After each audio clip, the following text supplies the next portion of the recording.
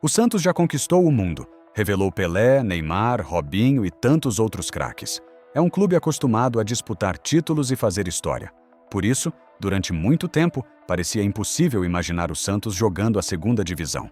Mas no dia 6 de dezembro de 2023, tudo mudou. O Santos perdeu para o Fortaleza dentro da Vila Belmiro e foi rebaixado pela primeira vez em sua história. Mas será que o Santos caiu naquela noite? Ou aquele rebaixamento começou muito antes? Hoje, eu quero voltar no tempo e mostrar como um dos maiores clubes do futebol brasileiro chegou ao momento mais doloroso de sua história. Para entender o tamanho daquela queda, primeiro precisamos entender o tamanho do Santos. O clube que nasceu em 1912 se transformou, principalmente a partir da década de 1960, em uma potência mundial. Foi o Santos de Pelé.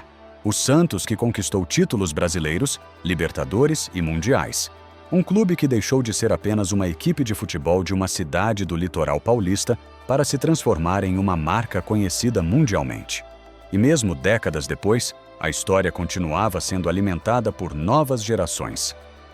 Robinho, Diego, Ganso, Neymar. O Santos tinha uma característica que parecia fazer parte do seu DNA: revelar grandes jogadores. Mas, fora de campo, a realidade começava a ser muito mais complicada. E enquanto novos craques apareciam, o clube passava a conviver com problemas administrativos, financeiros e esportivos que foram se acumulando. O Santos ainda era gigante, mas começava a apresentar sinais de fragilidade. O rebaixamento de 2023 não surgiu do nada. Essa é talvez uma das partes mais importantes dessa história. Nos anos anteriores, o Santos já havia passado perto de situações complicadas. O clube tinha dificuldade para encontrar estabilidade. Treinadores chegavam e saíam. Jogadores eram contratados e não davam resultado. E a equipe frequentemente precisava olhar para a parte de baixo da tabela. Em 2023, essa instabilidade chegou a um novo nível. Uma análise publicada pela Folha após a queda destacou uma sequência de 47 contratações e 10 técnicos como parte do cenário que antecedeu o rebaixamento. E quando um clube troca constantemente de treinador, contrata jogadores sem conseguir formar uma base sólida e não consegue manter um projeto esportivo por tempo suficiente, existe uma consequência: o time perde identidade. E foi exatamente isso que começou a acontecer. O Santos iniciou 2023 com Andrés Rueda na presidência. E a expectativa era de reconstrução. Mas o começo da temporada já trouxe sinais preocupantes. No Campeonato Paulista, o Santos não conseguiu avançar para o mata-mata. O time terminou a fase de grupos fora da classificação. Depois veio a Copa do Brasil e a Sul-Americana. Mas o desempenho continuava irregular. A pressão aumentava, e o primeiro grande problema apareceu no comando técnico. Odair Hellmann começou a temporada como treinador, mas não conseguiu terminar o trabalho. Ele deixou o cargo em junho.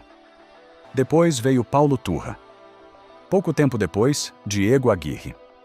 E quando Aguirre saiu, Marcelo Fernandes assumiu como interino. Em uma única temporada, o Santos teve 4 treinadores diferentes no comando do time. E isso diz muito sobre o momento vivido pelo clube. Não existia estabilidade. Não existia uma linha de trabalho mantida durante toda a temporada. Cada treinador chegava com suas próprias ideias. E o Santos precisava recomeçar. De novo, e de novo, e de novo. No Campeonato Brasileiro, o Santos precisava pontuar. Mas os resultados não apareciam na frequência necessária. O time alternava bons momentos com atuações ruins, e a cada rodada a pressão aumentava. O problema é que, quando um clube grande entra na luta contra o rebaixamento, existe uma diferença enorme entre estar ameaçado e realmente sentir o peso da queda. E o Santos começou a sentir. A Vila Belmiro, que durante décadas foi palco de grandes conquistas, passou a ser também palco de protestos. A torcida estava cada vez mais irritada. E a situação dentro de campo refletia uma crise que era muito maior.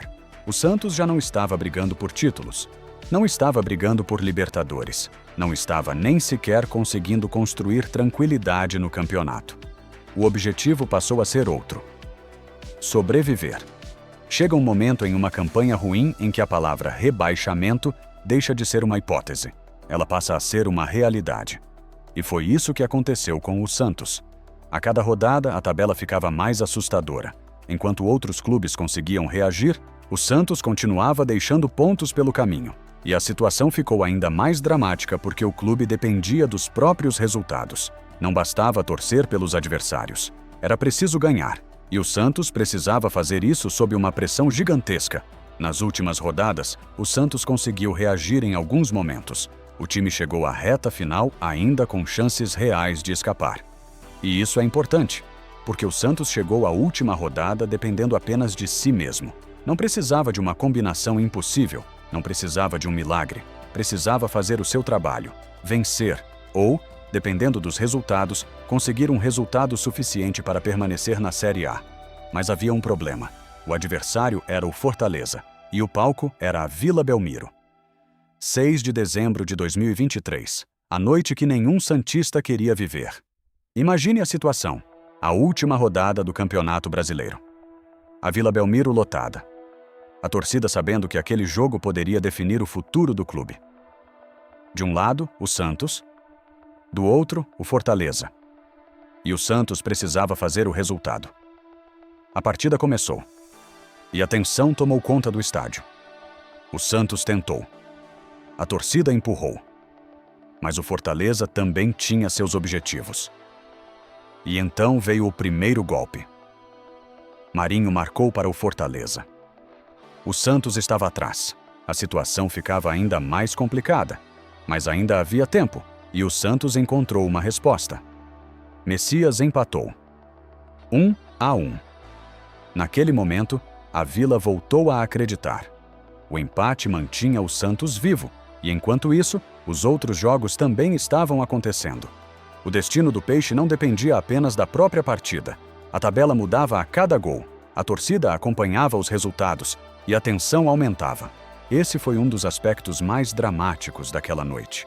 Enquanto Santos e Fortaleza jogavam na Vila, os resultados de Bahia e Vasco também tinham influência direta na luta contra o rebaixamento. Em determinado momento, o Santos chegou a entrar na zona de rebaixamento durante a rodada. Depois, voltou a respirar. O drama era absoluto. Cada gol em outro estádio podia mudar a situação do Santos. Era como se a torcida estivesse assistindo a vários jogos ao mesmo tempo. Mas havia uma coisa que o Santos precisava fazer: não perder. O empate mantinha o time vivo. E então, chegou o segundo tempo. O relógio avançava. O Santos precisava resistir. Mas aos poucos a esperança começou a desaparecer. Até que veio o golpe definitivo. Lucero marcou para o Fortaleza. 2-1. O Santos estava novamente atrás. E agora o relógio era o maior inimigo. Restavam poucos minutos. O Santos precisava de um gol. Um único gol. Um empate. Um gol para manter o clube na Série A. A torcida tentava empurrar. Os jogadores tentavam atacar. Mas o tempo passava.